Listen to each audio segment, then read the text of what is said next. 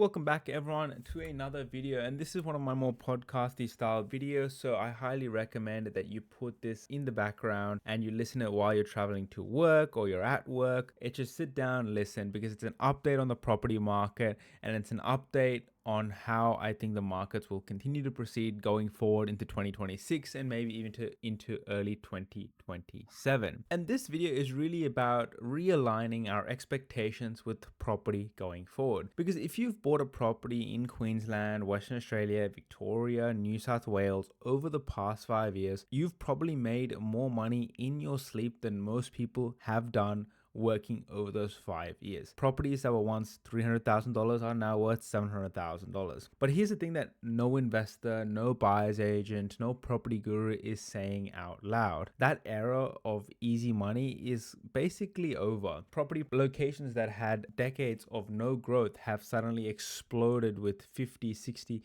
even 100% growth over the past 5 years. And there really is no singular housing market out that has gone through decades of stagnation and is now prime for that level of boom. And if you're walking into the market right now expecting the same levels of returns of 30, 40% in 12 months, well, you're setting yourself up for a pretty expensive reality check. And today I want to have an honest conversation about what property growth looks like going forward, potentially what assets you should be looking at, and so on. I want to start off the first section by saying the golden run. Over the past 5 years, parts of Queensland, WA, Victoria, so locations like Armidale, Gosnells, Mandurah, Rockinghams. In Queensland, you've got the Mackays, the Townsville, the Cairns, the Bundabergs. In Victoria, you have the Sheppartons, the Bendigos, the Ballarats, and I could keep on going on and on, where we've had 20 to 35% growth over 12-month period. Perth suburbs that were sitting at $300,000 like Armidale have gone to $700,000. Rockhampton, which was premium location, you can say close to the beach at $500,000 back in 2019, is now worth $800K. Brisbane went from being the affordable alternative to Sydney and to Melbourne to being genuinely expensive in its own right, especially when you compare relative to Melbourne. You can say Brisbane is goddamn expensive. Not as expensive as Sydney, but it's getting there. And people have turned their $80,000 deposits into $250,000 in equity without doing a single thing, without renovating, without developing, without really much skill at all, just being in the market at the right time. And it's created a dangerous illusion. I don't want investors just to expect the same thing to repeat and repeat and repeat over again.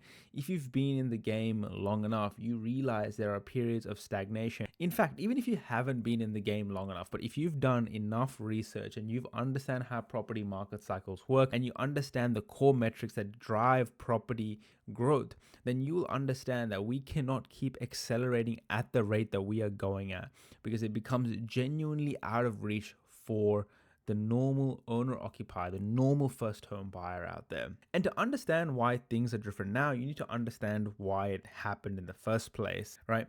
Interest rates hit pretty low lows. We're talking about low 2% cash rates. Borrowing was essentially free money, and people use that free money to purchase property aggressively, especially during that COVID time. Demand exploded. And then you also had supply, which could not keep up. COVID reshuffled where people wanted to live. Migration out of Sydney and Melbourne into other regional locations and the Southeast Queensland corridor drove demand into markets that weren't even ready for it. And we're talking even about Brisbane apartments that have exploded in growth. Prices moved fast because buyers were competing hard. There was higher migration patterns after COVID had ended, and there just was not enough houses being built. On top of that, you had government stimulus kept money flowing, first home buyer grants, home builder schemes, early super access, all putting more purchasing power into the market exactly at the same time when you don't have the other side of the equation, which is supply outputting the same amount. And all of those conditions firing at once, that's what created 30% growth, 40% growth over a 12 to 24 month period. Not necessarily the market, but underlying fundamental shifts in Australian property, which had created the perfect growth conditions that when you look in hindsight, double down, triple down, quadruple down if you knew what was going to happen. But this is the reality check, and this is very important because we need to look at where we are now. Affordability is the worst it has been in decades when you look at some markets, especially when we're talking about capital cities like the Sydneys. Melbourne is still pretty affordable, I would say, but the Queenslands, the Perths, affordability has really been stretched. Household income has not necessarily kept up with property prices. The average working Australian is much more stretched trying to buy a home today than any point in recent history. And that matters because property prices are ultimately anchored by what buyers can actually pay. Not just the investors. We're talking about what first home buyers, the mom and dad investors, not the institutional investors that have large portfolios, but the mom and dad investors, the first home buyers, the owner occupiers, the people who have normal jobs. What they can actually pay is what actual true market reflection should be. Hence why you find inner city Sydney expensive, because people who make a lot of money can afford to live there. And yes, there is a whole argument of the older boomer generation who bought their houses for 2 berries and so. Apart from that, where we are now, interest rates have significantly risen. They are much higher than they are 3-4 years ago. The era of 2% interest rate mortgages is completely gone. Probably not going to go to that level again. I highly doubt it unless a once in a lifetime event like COVID happens again. Buyers today are servicing debts at higher rates. That means that borrowing capacity gets a hit by 20-35% compared to what it was back in COVID days. Fewer people can borrow big, which actually puts a ceiling on how hard prices can actually run, which is why you see the more expensive markets start to stagnate right across Sydney, right across inner city Melbourne. These markets are slowing down because of that reason. On top of that, right now, consumer confidence is at an all-time low.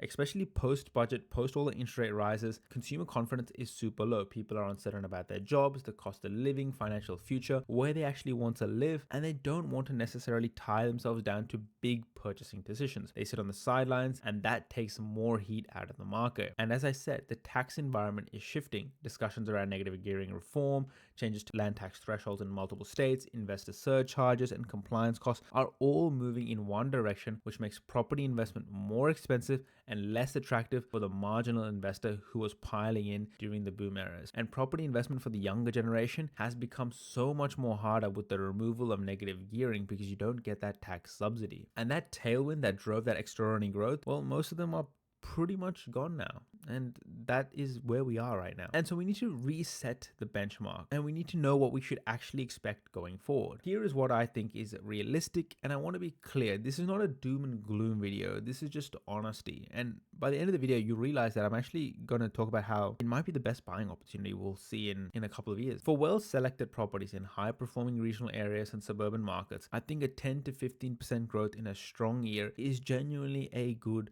result. I don't expect to see 30% growth in 12 months anymore. It just doesn't make sense to me feasibly, mentally, visually, data metric wise. It doesn't make sense. An $800,000 home cannot keep going at 30% growth year on year in regional areas. It just does not make sense. Even if it does and it's driven by investors for whatever reason, at some point, those prices will either stagnate or fall back down to what actual local buyers in that region can afford. And we have to be careful about that, right? And 10 to 15% growth is still wealth building growth, and it's still compounding. It's just slower than what we saw over the past 5 years. And I'm worried about investors who have poor expectations around the 25 to 30%, 40% growth, because they're going to make poor decisions and they think they're doing bad, but they're actually not. They're just in a different time period. So if you're buying a 600K property and expect to hit 900K in 18 months, well, I think you might be disappointed. If you're buying today expecting steady compounding growth, single to low digits around 10 to 15%, and if you're willing to hold 7 to 10 years in the right location, well, then I think you'll have a powerful outcome. Those investors who thrive from here are the ones buying on fundamentals: cash flow, rental demand, infrastructure investment, population growth, employment base,